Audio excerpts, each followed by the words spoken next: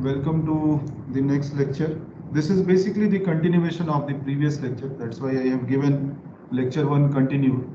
So for this course EN 203. So we are discussing digital electronics and circuits and why these are necessary. See, the main motivation, if you are able to get why we are doing this course, then automatically you are interested and you start seeing things in that manner. So my aim is that you become interested in the subject.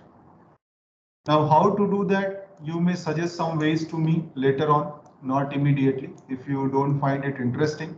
But as far as possible, we will try to keep it interesting and relevant to what you are going to have next in your BTech or even in your life.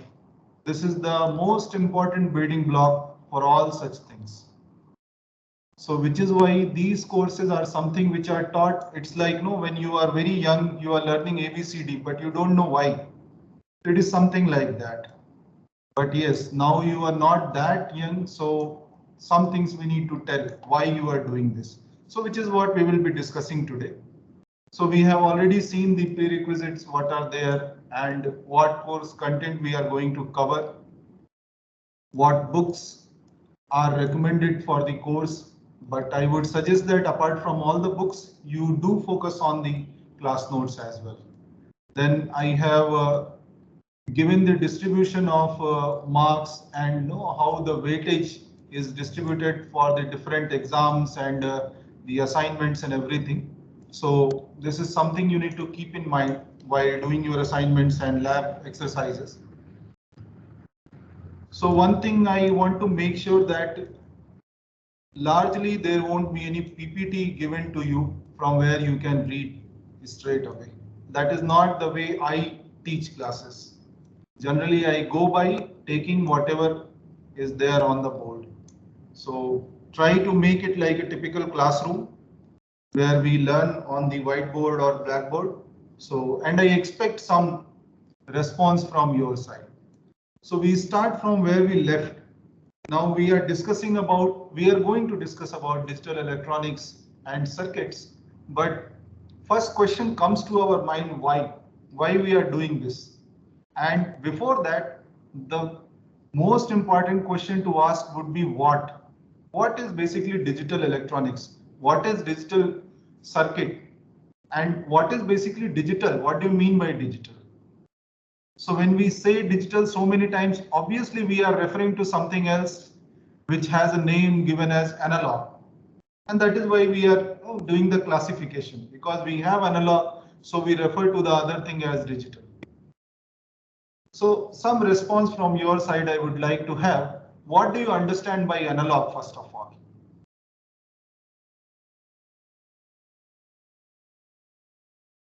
Yeah. So which has certain magnitude. Okay. Value, sir, continuous value. Say again. Continuously varying from a range. Yes, yes, yes. Very important keyword you have said when we talk about analog. Continuous. Very important keyword. Okay, what else? And particularly when we say analog, we are typically discussing analog signal, let us say, or analog quantity. Okay, so what else comes to your mind when you say analog?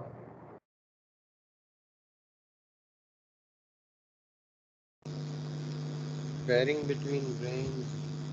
Yes, it may have a range over which it is varying. And this term is also important, varying, which means there is some component of time. This is function of time. So when you say varying, it is definitely with respect to time we are talking about, right? Now, what else? So, okay, now let us say, what are the quantities or physical things that come to your mind when you say this analog or continuous or varying between a range? What quantities come to your mind? Current, voltage, power. Okay, AC signal. current, voltage, power, what else? Resistance, reactance. resistance, reactance. Okay. Parameters. Yeah, because you are electrical engineers, so you are saying all these things. But more easy things you can say something like temperature. This varies only slowly. There is no sudden jump in any temperature, right? It cannot be. Or Yes. speed.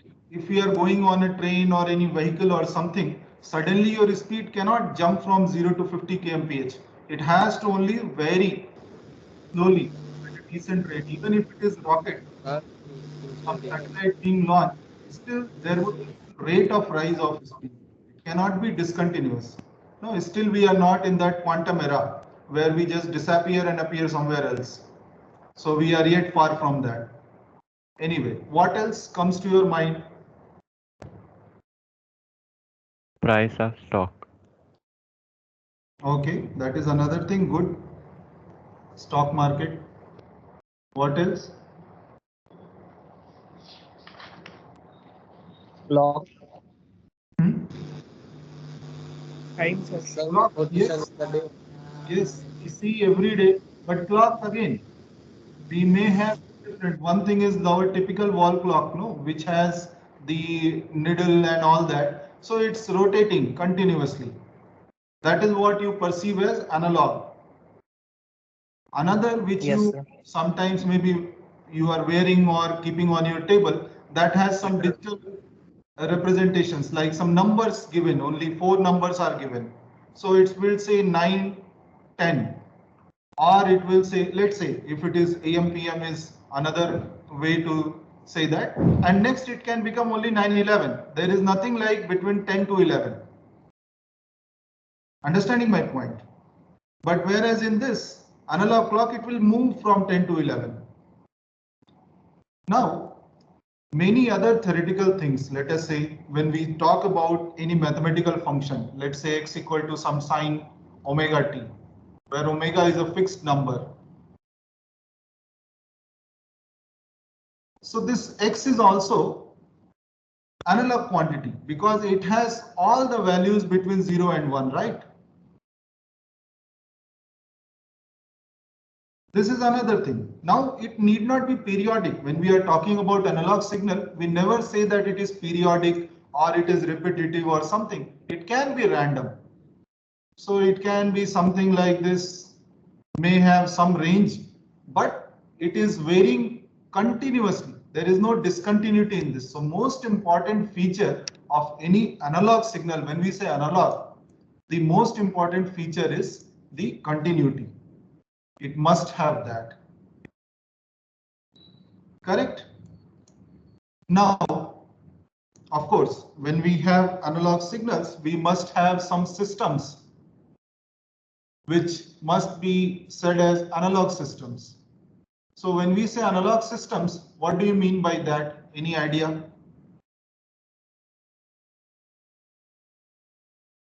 What is an analog system?